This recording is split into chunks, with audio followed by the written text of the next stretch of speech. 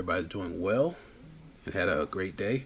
Um, Today was a good trading day if you followed your rules and had a couple strategies in your back pocket. So we'll talk about that really quick. Um, Putting this up a little early today. I have to take my daughter to dinner for her birthday. So last couple weeks have been really busy for us, but all good stuff. All right, so let's talk about DR and just a couple other things that we did. Um, so start with our range, 13-point range, so a little less than what we normally would like. But compared to yesterday, we had a 30-point range and never got out of it. This actually was probably a good sign. So, we set up DR 1030. We tested out the IDR high, then went back down, test out the IDR low, and then kind of went back and forth here, back and forth. And this happened again. This is now lunchtime we're looking at, right? And we really haven't had any movement here that is that we would actually be able to do anything with. And so what happened around lunchtime? Normally, again around lunch-ish, we get some bigger movement. And so one thing I had been paying attention to was we kept testing IDR high, right? Tested here, went away from it, came back up, tested it again, tested again, tested again, tested again. And so what I ended up doing right around lunchtime was I actually just put an order in right on the IDR high line for it to go down, right? Because we had just kept testing it, testing, and that happens sometimes. And then so this one was able to get what I called it my gut five trade. I've done this a couple of days in a row. Not recommending you do this. Okay, this is not advice, but I'm a risk taker and I'm a scalper, so this is what I like to do.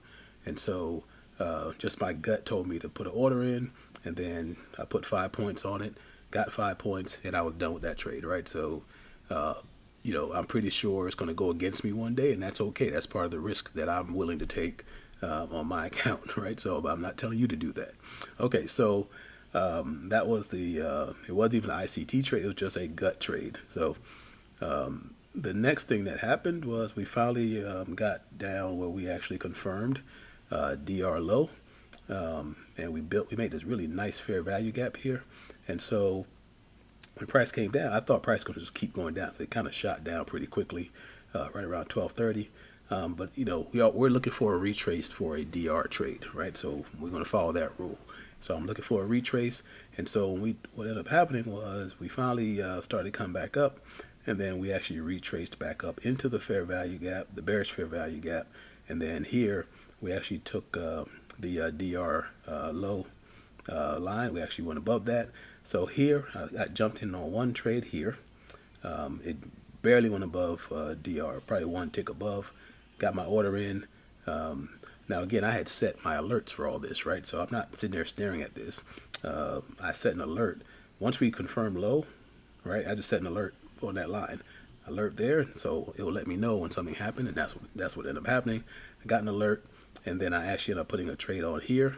And then one of the other things I did was we were in this nice, this nice bearish fair value gap. I actually took a second trade on this candle here, right? So not right on the line, right? 'Cause I missed this one, but I said, let's put another trade on here. And so the first one, I ended up, so this trade I ended up getting out at about 10 points, right? And then the second trade I put on, I ended up getting out, I think that was about 12 points on that one. So actually, so it was really good and really quick. These things moved lightning fast when it happened. And so, normally I do my 5 points and I moved to 10 points. The second trade, I did 5 points, then I went to 10 points, and then I went to 15 points, but then I got a little bit skittish, and I'm like, yeah, you're being greedy. Let me just go ahead and get out. So that's why I ended up with 12 points. Okay. So again, what happened here now, so that's my only DR trade of the day, right? But then what happened here is now you get another fair value gap, a bearish one, and we're ticking into this fair value gap, testing it, and we kind of get to that midpoint. I think it's what called consequent encroachment. I don't know, something. It's called something. But that midpoint kept getting tested, and it wouldn't break. And so what I ended up doing was when it tested this third time, I actually ended up putting an order in at the bottom of the fair value gap. Right, so I wanted to give it some room, so in case it came down and went back up again, it wouldn't pick me up. So similar to what I used in my ladder strategy for DR, I want to get picked up on the way down, and so that's what happened. and I'm getting picked up here, and went five. No, I'm sorry. This one actually interesting because I did not put a stop loss or a take profit on this one. I just did a market order for the actual contract, which again I don't recommend that either. But again, to me, I had a really good day up to that point, so I was willing to risk a little bit to potentially get a lot, and I just couldn't tell. I'm taking this off this fair value gap, so I wasn't sure exactly where I would end up getting out. So what ends up happening was, so we get picked up, we go down, we come back up a little bit, go down some more. Another fair value gap forms here. Another fair value gap was there. So this is, to me, this is all confluence of, we're going down. Okay. The other thing I saw down here was we have the sell side liquidity, and so I was like, well, that's where they were going to head, right? So I just held this until we got all the way down to sell side. And literally, as soon as it hit sell side, I just pressed the closeout button on that contract and was done with it. I don't know what happened after that, right? Because this was a pretty good trade as well. So, I mean, overall, just a really a fun day. Took a couple of chances that I don't recommend other people take, but at the same time, I'm going to be honest about what I did and why I did it. This was a really good trade. All these were actually really good trades, with no real heat on any of them where I was like, ooh, I made a mistake. Had a little bit of retracement on some of those, but nothing that like here, this one, so when I took this one, I got in here. Let's just go through it real quick. 41.7450. It went down to 41.69, which that's 5 points, which I could have taken that, but then it went all the way back up here, and I was like, well, worst case they're going to do, I'll get out at break even, or have a small loss. Again, I've had a pretty good day, so I wasn't too worried about that. Then just reverse back down again, and then it just drops, and I'm like, oh, it's heading to the sell side. And again, like I said, as soon as it did that, out of that trade, and you see what happens with sell side, like we talked about before. A lot of times you hit that like a sell side or a buy side, price is going to reverse, and that's what it ended up doing, right? So it came down a little bit more, but then it shot right back up. So did not take that trade at all because I try to stay in the trend of where we confirmed, so I wanted to go down.